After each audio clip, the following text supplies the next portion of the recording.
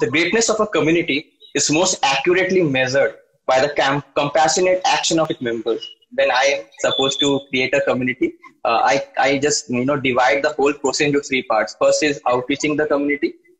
First, making the people know that yeah, you exist. Secondly, we go with putting some events, small scale events, right? Not big scale events. Then once the connection is made, once the relationship is like created, then you can start with scaling it up and just expanding it up to the old places wherever you feel like. I'll quickly introduce myself. I'm Akshita. I'm currently managing communityhood on LikeMinds, which is a community of community builders.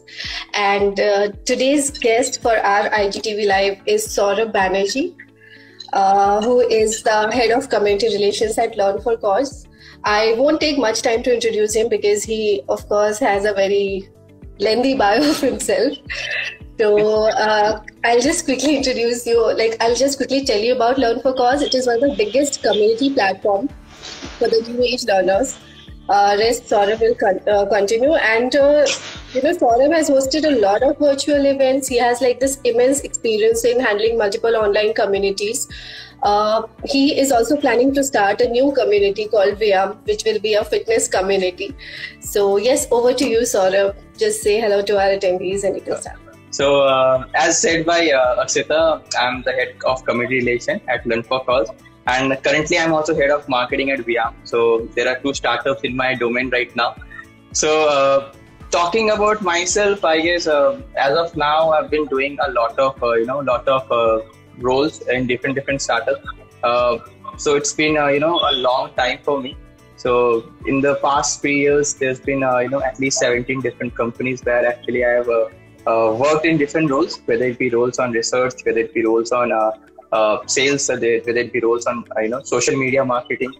And I would like to start today's session with a wonderful quote, a quote which actually I follow a lot. And the quote goes with the greatness of a community is most accurately measured by the compassionate action of its members. I guess Akshita would be knowing the quote. It's from LikeMinds, and it actually touched my feelings, yeah, it's you cannot actually imagine a community without the active members who actually participate in all those whether it be day-to-day activities or whether it be annual or even monthly activities also. So that was it from my side about my introduction. Akshita, you can go ahead with the questions. All right, Sourav. So wonderfully introduced and wonderfully you have said the quote as well. So, of course, you have explained a bit about community by stating the quote. I would again come back to that thing only. I want to know, what is Sourav's definition of community and community management? Okay. So, first I will define what community I think is according to me. So it's basically when a group of people with similar thoughts and similar skill sets join their hands together in creating something which is larger than their personal identity, something very big, something which creates a value in the process, and something which actually delivers values to other people as well, who aspires to become a part of the community in the future. That's what community means for my. Talking about community management, Akshita, it's something it's a process of creating an authentic community where if I talk about business related communities, it's the way where business actually relate to their customers, relate to their opportunity customers to create a network where they can connect, share and grow their products, their different products related to different ways of what they are doing. So that's what community management, according to me, is all about. It's in a nutshell, I could say that it's a part of the larger customer services which the communities and companies deliver to their customer after all that social media marketing is done. That's what community management is, according to me. Right. I totally agree. And coming back to our next question is like, what role does community building play in Learn for Cause? And then maybe like you can give us a brief about VIAM as well. Okay, cool. So talking about VIAM, it's relatively a new initiative which I have actually started. Like it's basically a brand aggregator where gym goers and gym builders are actually listed. Okay. So VIAM being an aggregator, and that's to it's actually addressing community which is popularly known as Gen Z community, right? The new age people. Yeah. So that's why we are in our process to create overall fitness related community, which will be again sponsored by VIAM. So it will be a brand based community where we will be reaching out to different colleges in India. We will be hosting different events related to VIAM, related to overall fitness industry as a whole. Talking about VIAM, we have actually noticed that there are a lot of misconceptions and disinformation spread across the fitness fraternity, right? Yeah. So through our VIAM community, I guess we are somehow have taken the initiative at least to clear all those misinformation which has been in this fitness industry for so long and for so often. So that was it for VIAM, and currently it's a baby child for us. We are trying to feed it up, and let's see. We are hopeful that we'll definitely make an impact in the fitness industry as well as we have done with the education industry.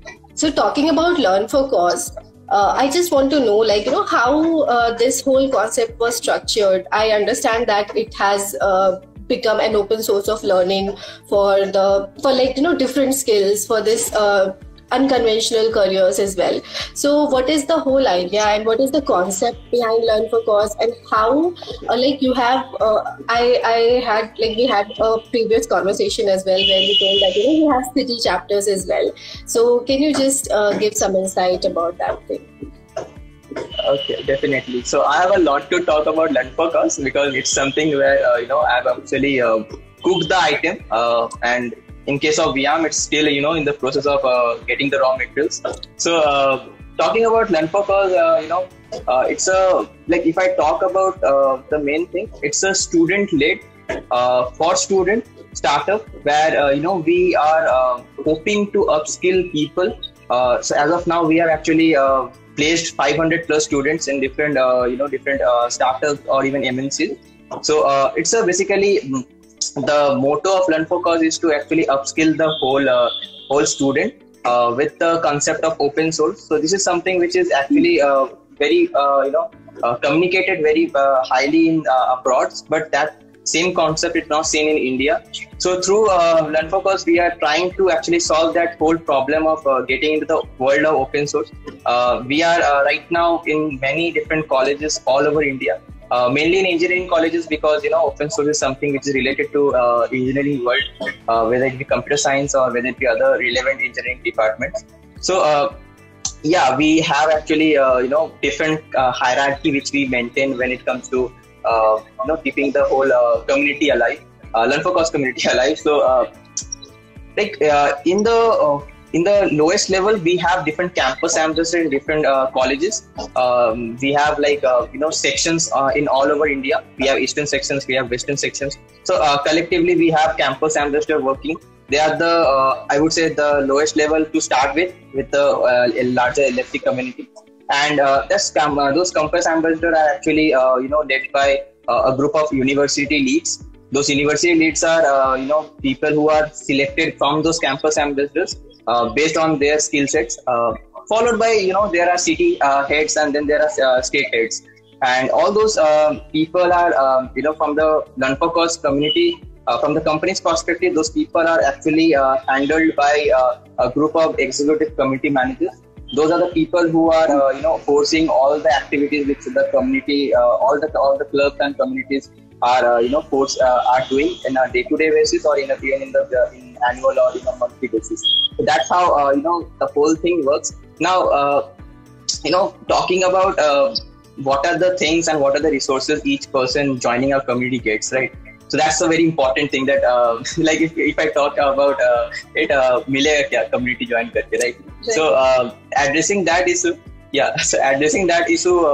there are a lot to be lot of things which they will be getting. There will be different resources with different live projects. They will be given the opportunity to join different live projects of then which are sponsored by Learn for Cause.